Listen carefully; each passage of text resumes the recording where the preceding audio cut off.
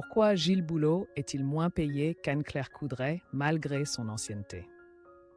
Alors que France Télévisions est toujours en quête d'un successeur de taille pour remplacer Anne-Sophie Lapix aux 20 heures de France 2, une révélation inattendue de TV Mag a levé le voile sur les salaires de certaines figures emblématiques du paysage audiovisuel national.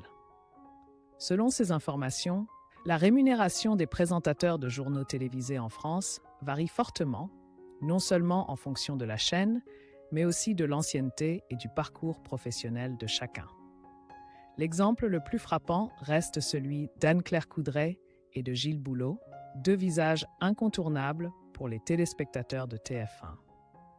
D'après TV Mag, Anne-Claire Coudray, qui assure le 20 heures du week-end sur TF1, percevait en 2019 un salaire oscillant entre 30 000 et 45 000 euros par mois.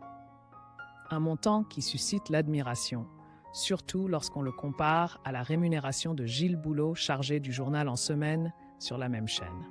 Ce revenu enviable traduit la place solide qu'Anne-Claire Coudray a su se construire auprès du public au fil des années, en incarnant les éditions phares du week-end.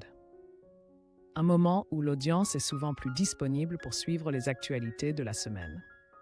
Cela illustre également la stratégie d'investissement de grandes chaînes comme TF1, prêtes à miser sur des visages attractifs et fédérateurs afin de fidéliser leur audience face à la concurrence croissante des plateformes numériques.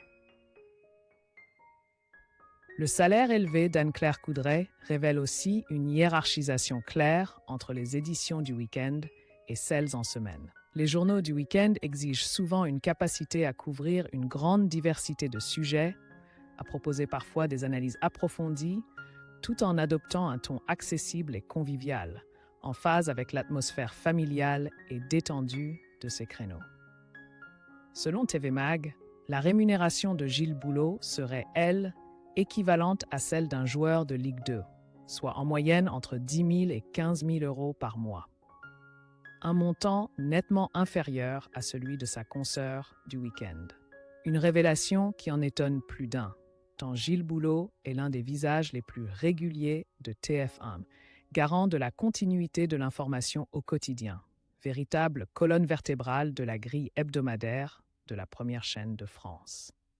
Son salaire plus modeste a ravivé le débat sur les critères de rémunération des présentateurs, non seulement à TF1, mais dans l'ensemble du paysage audiovisuel français. Pourtant, d'après les experts en médias, cet écart s'explique non seulement par l'importance du créneau horaire, mais aussi par une stratégie claire des chaînes. Investir davantage dans les figures qui fidélisent le public pendant le week-end, période où l'audience atteint généralement son pic. À l'inverse, les journaux en semaine, bien qu'indispensables pour maintenir le flux d'informations, rassemblent rarement un public aussi massif, ce qui se répercute logiquement sur les salaires. Cette réalité illustre la complexité du métier de présentateur en France. Même diffusé aux heures de grande écoute, tout ne bénéficie pas des mêmes avantages, ceci dépendant étroitement de la stratégie éditoriale, des audiences et de la popularité individuelle. En termes d'ancienneté et de notoriété, l'écart salarial entre Anne-Claire Coudray et Gilles Boulot reflète également des différences significatives dans le parcours de ces deux figures emblématiques du journal télévisé. Gilles Boulot est un visage de longue date de TF1 qu'il a rejoint à la fin des années 1980. Il y a occupé plusieurs fonctions. Reporter de guerre, chef du bureau de Londres, puis de Washington, avant de devenir le présentateur du 20 heures en 2011. Il est reconnu pour son ton posé, sa rigueur et sa maîtrise de l'actualité internationale, mais son style reste avant tout informatif, sans mise en avant marquée de sa personnalité.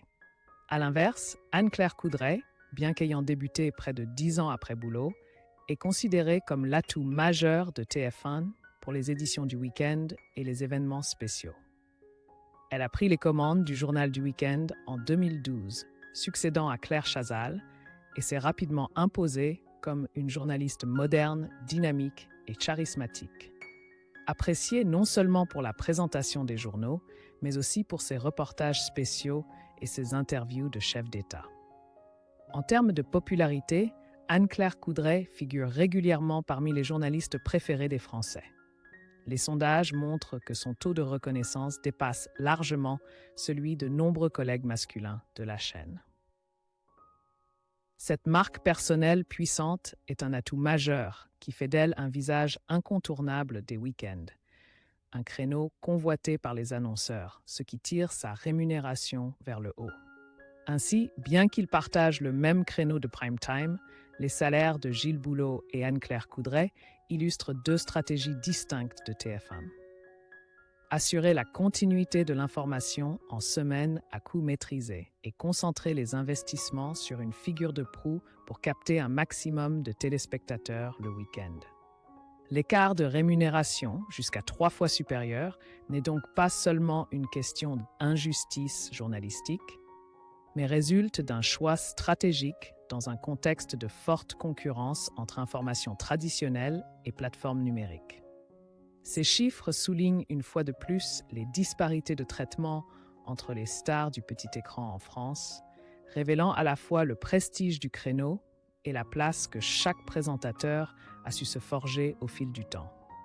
En attendant que France Télévisions annonce le nom du successeur d'Anne-Sophie Lapix, le public a une nouvelle occasion de débattre sur la rémunération de ces messagers de l'actualité qu'il retrouve chaque soir sur les chaînes nationales.